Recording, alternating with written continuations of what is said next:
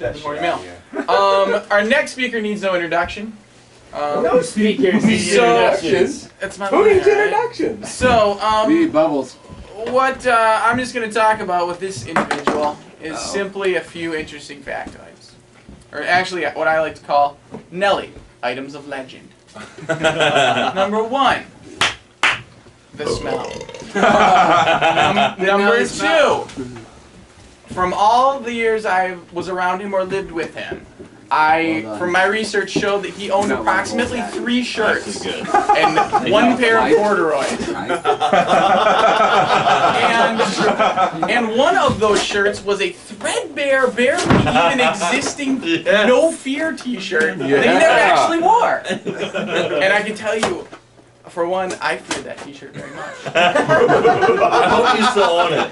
Number 3, Nelly stood for both the dirty and the hippie in the Dirty Hippie.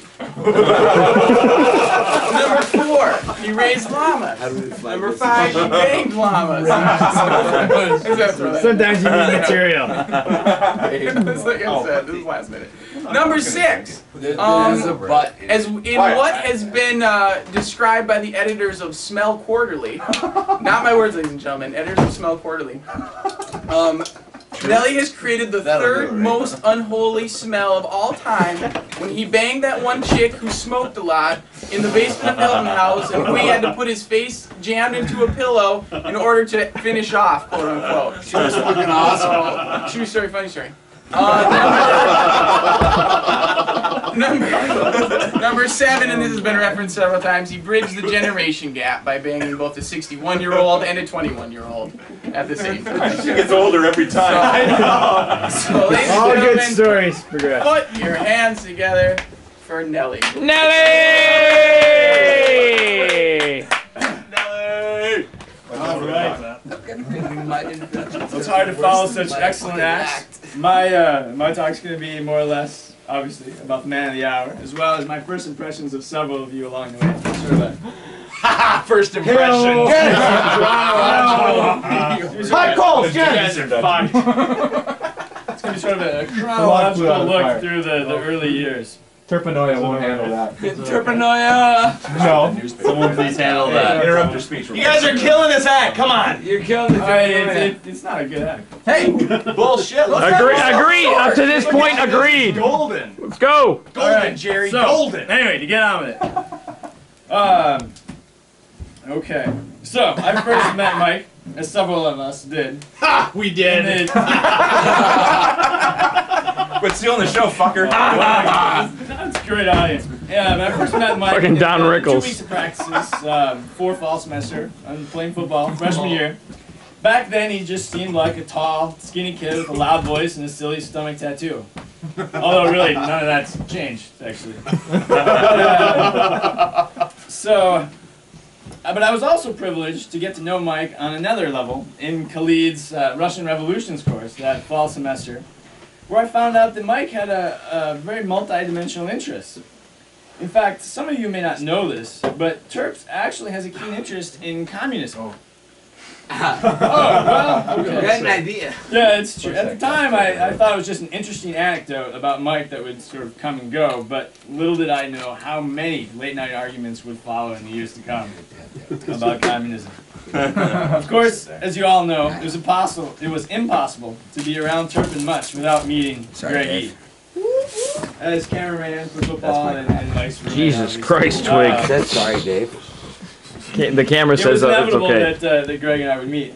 Nevertheless, it was actually in the famed Coco-Colto of, well, Mitch brought up her previous previous profession, in her Spanish 101 classroom, where we experienced our first impressions of each other.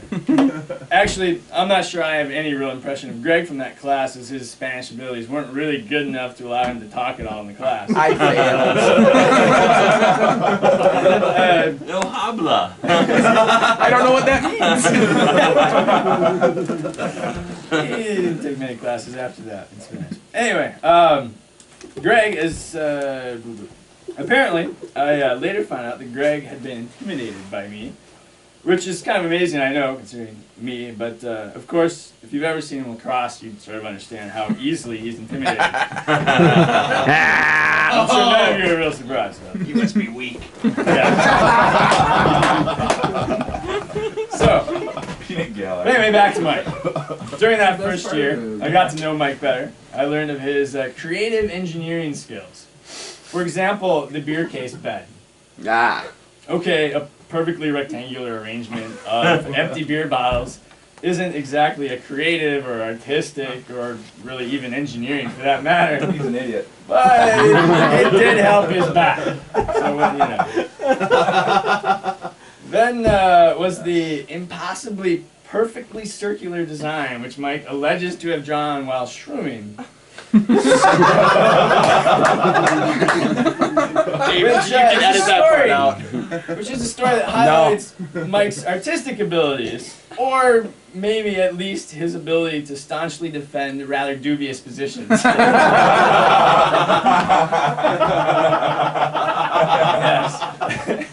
Of course, as already mentioned earlier tonight, pre-roast, there was the cleverly designed chew spit jar, full of Mike's very own saliva and a handful of Skull Bandits, which infrequently adjusted positions all on their own.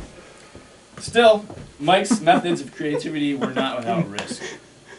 Who among us can forget the time Turpin accidentally cut his foot on a stale Dorito chip?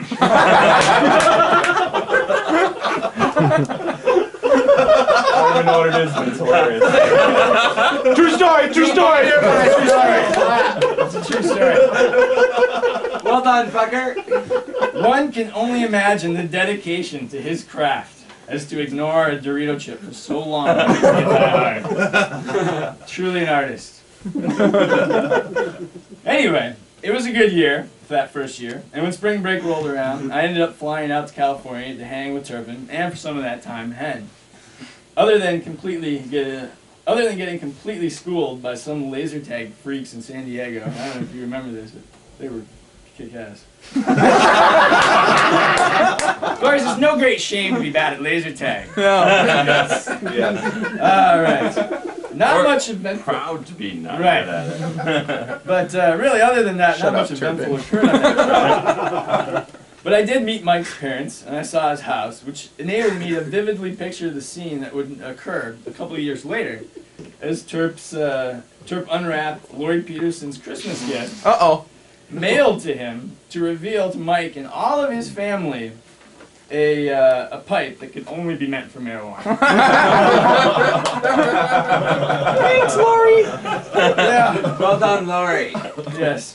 It also allowed me to see San Diego, so that I would be better able to visualize the unparalleled spectacle that would occur exactly 3 years later. In that very place, yes, I am referring to the great Hennessy face fountain of vomit. Burrito flap! Burrito flap! Yes. Bring it up. And I truly wish that I had been there to watch as he did his best to nonchalantly remove the tortilla from his eye. Nonchalantly throw up and then nonchalantly remove the burrito from his sunglasses. Who hasn't thrown up laying on their back before? Zing! You're the only Nelly and Chuck.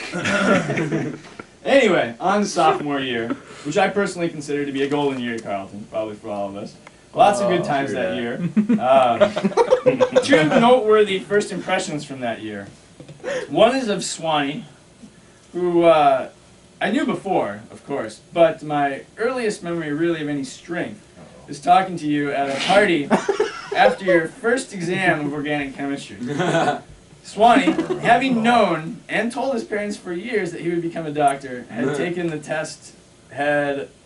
taken the test days before, but had already changed his major to math and forsaken his dream. Well done, fucker. That's true. It's true. That's my I'll talk to you first about that. impression. Oh yeah.